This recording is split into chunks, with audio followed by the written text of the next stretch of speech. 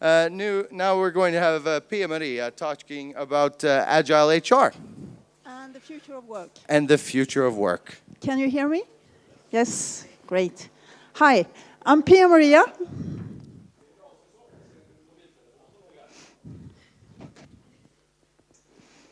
I'm from a company called Green Bullet, and I'm going to talk to you today about engagement, agile leadership, and agile HR.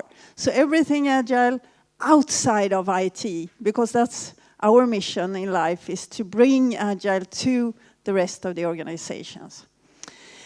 I worked very hard to find clothes that fit this conference, and I think I succeeded quite well. Look here. I used to say that I'm a hybrid between HR, IT, and leadership, because I have a bachelor in finance and marketing. I have a master in IT management, and I worked with IT support for HR processes most of my consultant life for 20 years. And now I run my own business with consultants focusing on agile HR and agile leadership mainly. Also talent management. And I got this. I don't have to use the keyboard. This is an engaged employee. It's a whole person who is able to contribute to the goals of the organization with engagement and with a sense of well-being and motivation. So why is this important? Well, for the employee, it's obvious why it is important, because happy, engaged employees are not just happy at work, they are also happier at home, they are happier in their marriages, and they actually also have a better sex life. So now you're listening. Yes. A little bit. So, okay. For the organization, this is important because everything else can be copied. You can copy raw materials and production processes and marketing materials, but you cannot copy our engaged, fantastic employees. They are quite unique.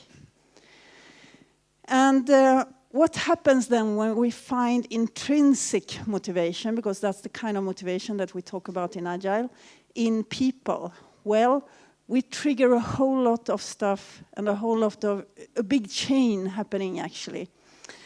I just come from Amsterdam, from a large bank, and I asked them, what is the purpose here at this bank? Well, we have a dot on the horizon, they said.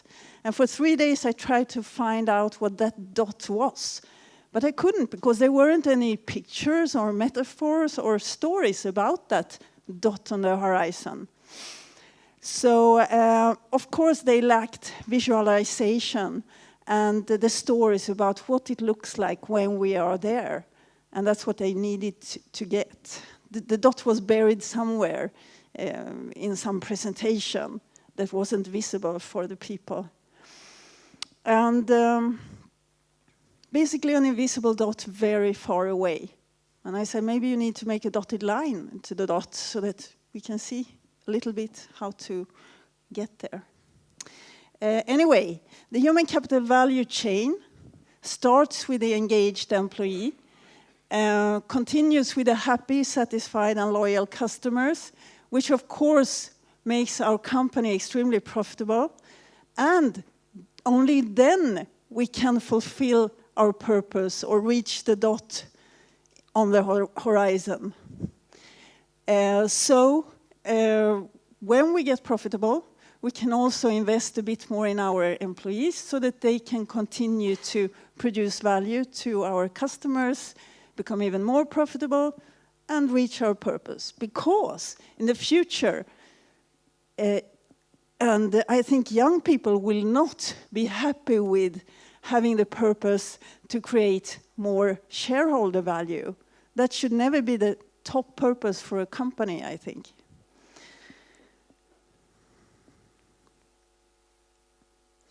So what really is employee engagement?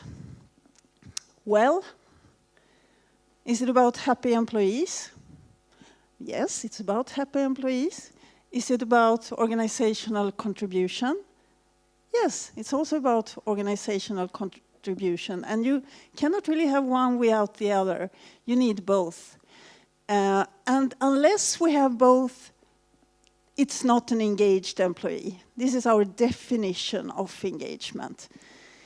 So if you're down here, you're very happy, you may be Facebooking, you may be talking a lot with your colleagues, but you're not contributing very much to the organization.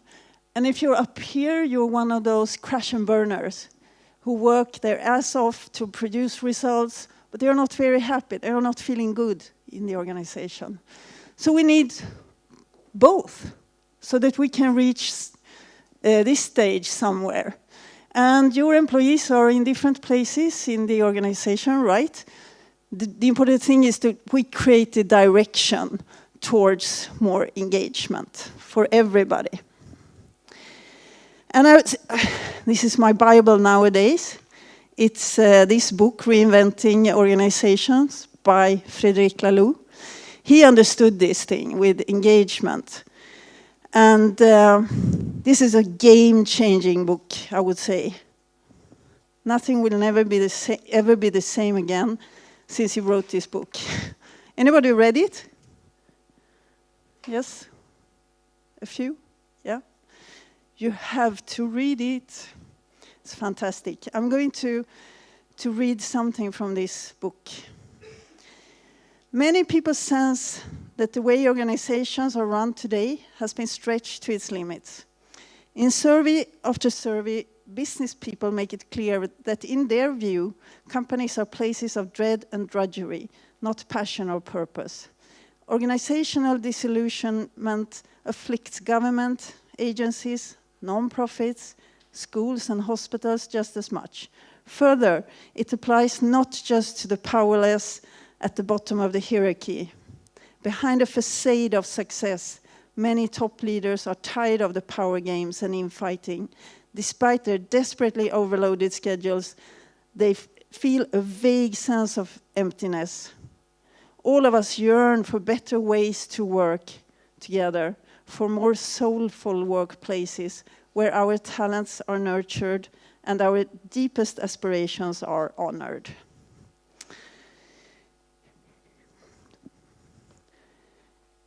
You will hear more about this book, I'm quite certain. So,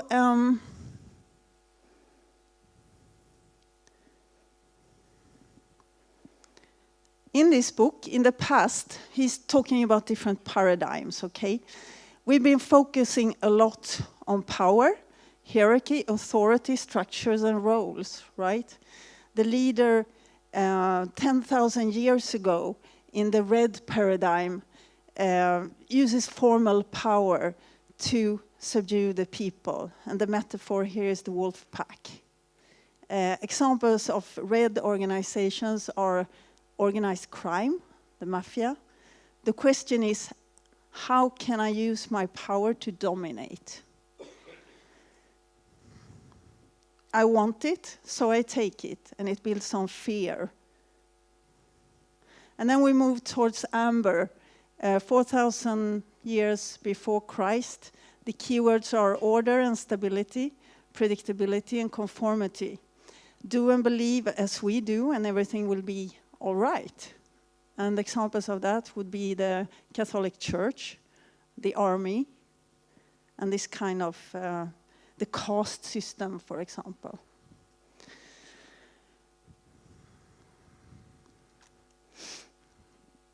And in this kind of organizations, we see leadership 1.0. And it's essentially doing the wrong thing. This was a time when scientific management ruled, and you know all about Taylorism, where a few in the top decided and the rest just did what they were told.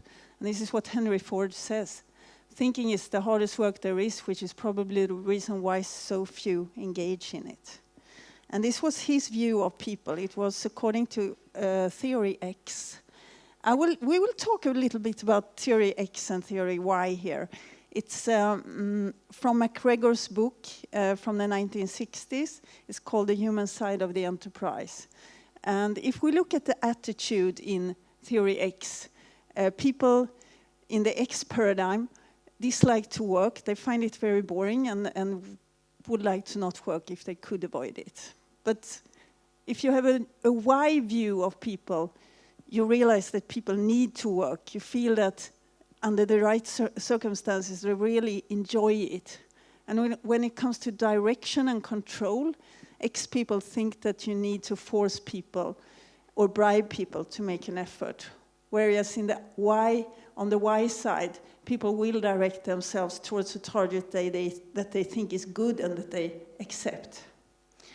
Responsibility in the X view, well, people would rather be directed than taking responsibility. And of course, on the other side, people will seek and accept responsibility. Why? With the right circumstances and under the right conditions. When it comes to motivation, people are motivated mainly by money and fear, the carrot and the stick in the X view. And in Y, we think that people are really extremely motivated by just the desire to realize their own potential. And when it comes to creativity, most people have very little creativity, we think, when we believe in X. But if we believe in Y, we see that creativity is underused, and people have much more innovation capacity than we will ever know. So how many of you consider yourselves being X people? Nobody? Wow. And how many would consider themselves being Y people? Wow, fantastic. Everybody's a Y people. So, I mean, is this really just something, a prejudice that we have about people, that some are X? And maybe we make the X people by believing that people are X. Could it be like that? And this is important because it affects how we behave in our organizations and how we structure the organizations. After the Second World War, the focus on the power structure is slightly loosened, and we move into the orange paradigm. Keywords here are success, capitalism, materialism. Examples of these are most of the biggest organizations that are still here today, like Nike, Walmart, IBM, Coca-Cola, and so on. Many American companies. And the question here is, how can we win? A metaphor is machine. If we make the parts good enough, the machine will be good enough. So it's the opposite of the complexity theory and that kind of systemic thinking. This is the American concept of the self-made man over consumption. Everything is possible. Specialists are heroes, and they reach the top. But you can also reach the top if you work hard enough. You can become the CEO of the company. It doesn't matter here if you are gay, if you're a woman. You can still reach the top if you work hard enough. And we try to maximize shareholder value. That's the ultimate goal. And all this corresponds to Management 2.0. We don't see the whole system here. We just see parts, and we try to address those parts with business process re-engineering or balance scorecard or TQM or whatever management consulting fad that is currently being hyped. So it's like plasters on a part of the system, believing that the whole thing will get better. But And there are some slides from Management 3.0, which is a management framework created by Jürgen Appelou. Fads often fail to deliver on their promises, a factor that contributes to their short life cycles and rapid decline, he said. One of the learnings from these paradigms, red, amber, and orange, is that the biggest obstacle for taking responsibility is the culture of control. And the more we instruct, control, and reward, the more we need instruction, control, and reward. And then people stop taking responsibility and they blame management for not reaching their goals. The pace is now speeding up in the world, and there is change at an exponential pace.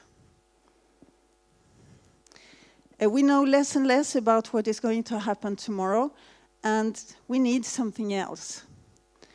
Something that would let us handle uncertainty in a good way. So what we need here is, and this is Jürgen Appelou, he says management is too important to be left to managers. So we're moving into something else. We're moving into the green paradigm, happening from the 1900s and forward in parallel with orange paradigm.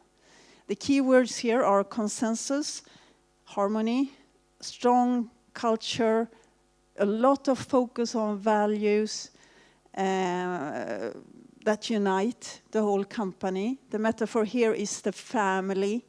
Examples of this kind of movements is the abolition of slavery, women's rights, the hippie movement, and the Agile movement. So we are also all part of this paradigm.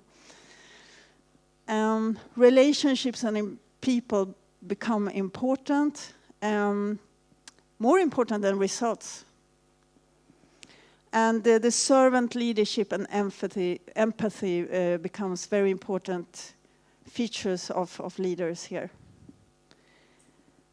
Examples of companies who live according to this paradigm are Southwest Airlines, Google and Apple and Spotify.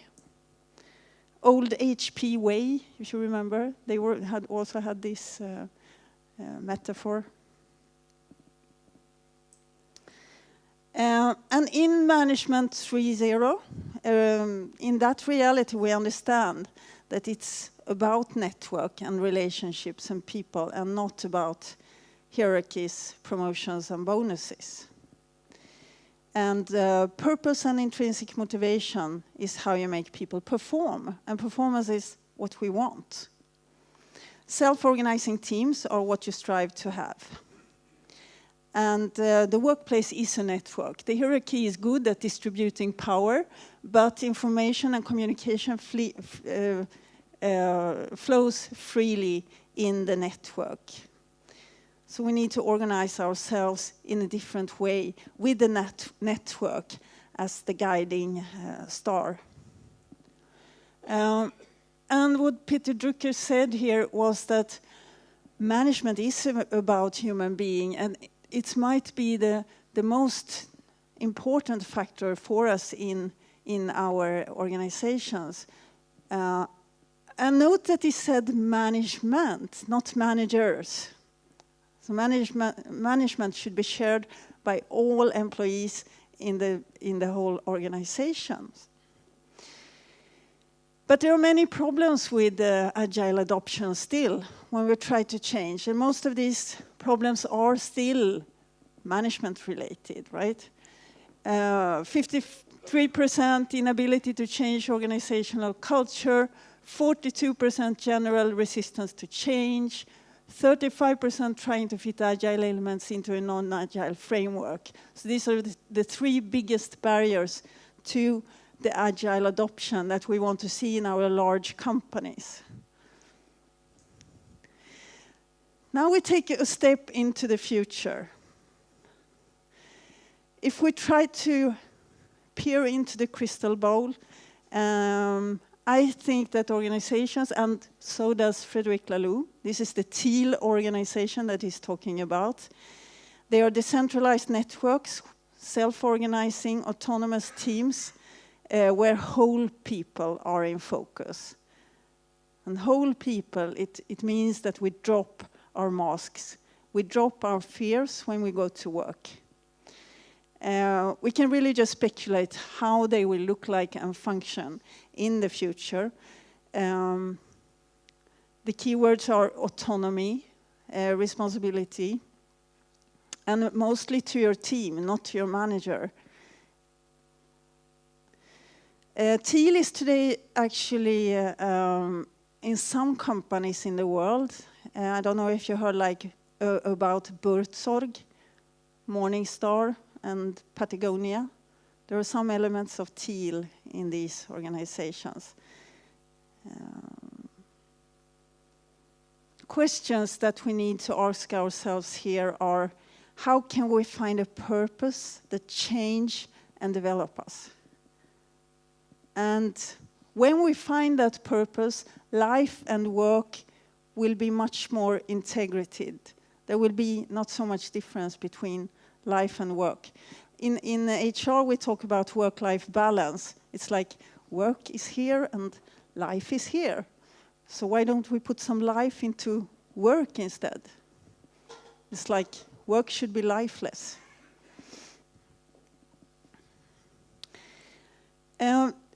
Fact today is that maybe 70% of employees fully understand the company's overall business strategies and what's expected from them. So it's quite a low number. And we need to think about this question, why? Children ask why all the time, right? They ask, why is the sun shining? Why is the snot from the nose green? Or why is your name Pia Maria? Why do you wear a suit? And if you ask why 3 times in a row, well, it becomes quite difficult sometimes to answer, but we need to do that. We need to keep asking why. It's the most important question of all. Why do you do what you do? And if we don't know why, there's very little passion to reach any goals at all. So what about HR? Because I'm going to touch on HR, I said. It was a lot about teal and orange organizations and so on, because I thought that was so important to share. But HR is a very important part of this transformation that we're trying to do, because HR are usually in the big organizations responsible for development programs. They are responsible for leadership programs, change management, organizational change, and so on. So that's why we need HR to be with us on this journey. Otherwise, they become a blocking post or a blocking element that will not allow us to proceed in a change. And this is what many people think about HR, rightfully. Because they are focused today on control and policies and standardization. But it's about to change. And the new rules and roles for HR are instead to support adaptability and innovation and speed in the organization instead of execution, order, and control. So they need to support teams to be able to perform in ways that they didn't do before. A big change for HR, I would say. So Agile performance management, I'm sure you heard about this. What's happening in Agile performance management? Well, it's from annual appraisal and rating to continuous coaching and feedback. It's from forced ranking to no ranking. It's from annual goals and processes to quarterly or monthly goals with regular meetings and check-ins all of the time. It's from annual talent reviews by manager to continuous talent reviews by peers and managers. Recognition by manager to recognition by peers, manager and team leaders. Career plans for promotions and hypos to career plan for everyone with open movement and career mobility. And if we have in the past focused on moving either up or out of the company, we will in the future focus on moving across, up, down, out, in again, and so on. Career will never be the same again. And from the manager evaluating performance to everyone evaluating themselves. For example, OKRs that Google uses is an example of that, objectives and key results. We talk about T-shaped competence. And generally, competence becomes maybe a little less important than values in the future. But if we talk about competence, we should have a specialized area.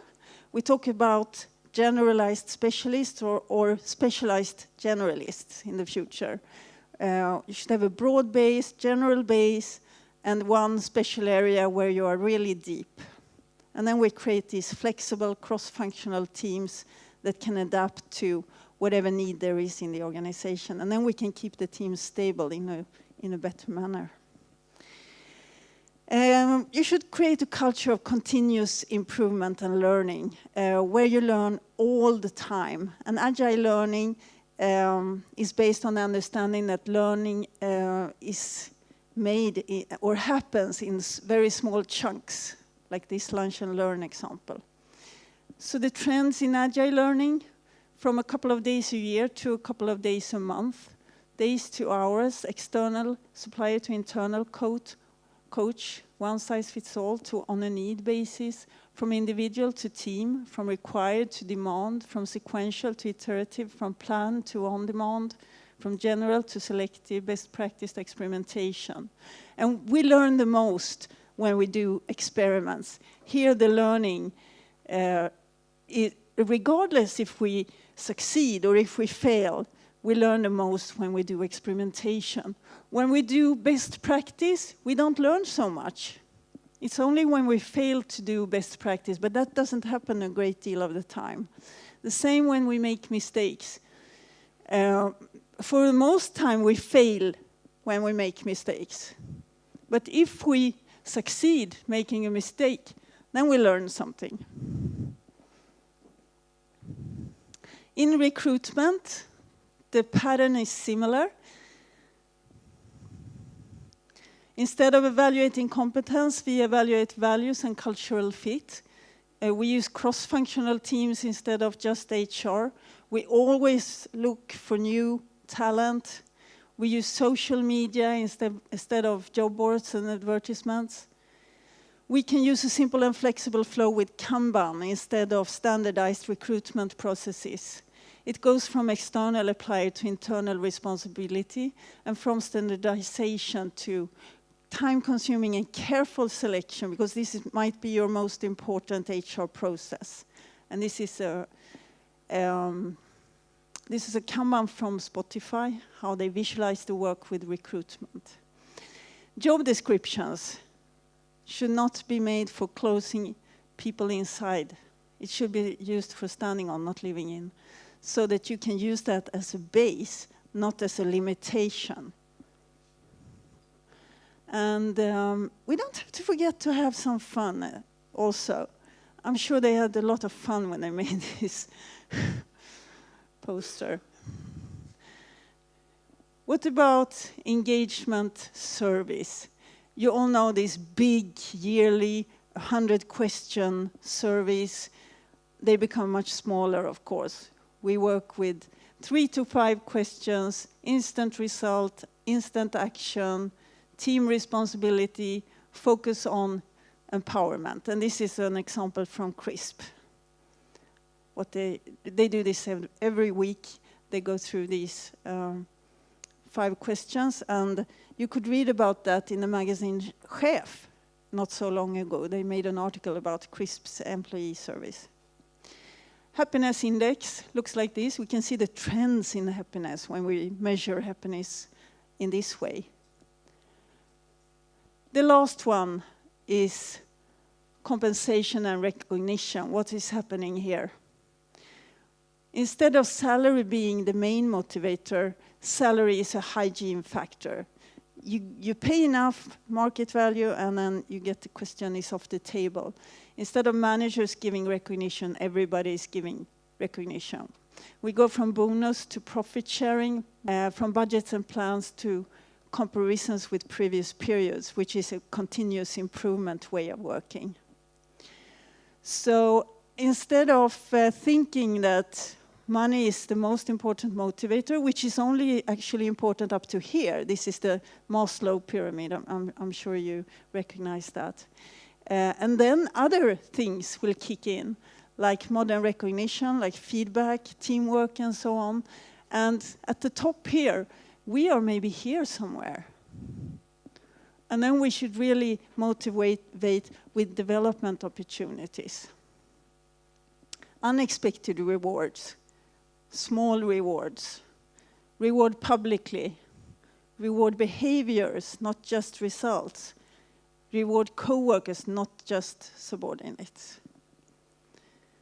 So I will finalize my talk with this. You don't build a business, you build people, and then people build a business, because people are the most important part of our organizations, although many big companies seem to have forgotten that. They just say it, they don't do it. And you're all welcome to our conference called Agile People. It's next week, 20th to 21st of October in Stockholm at Bygget Festo Conference. You get a discount from me because we want to fill up the last places now in the conference. So this is a very special offer. Discount code 50%. Just go to the site, Agile People Sweden, and you fill in AP50 and you get half price instantly. We will have Joste Block from Buurtzorg as the keynote speaker, and a lot of other speakers and a lot of interesting stuff happening. So that's my little commercial slide for you. And you see the theme, organizations without formal managers, flip or flop. This is not an IT conference, it's for the rest, the big organization. Thank you.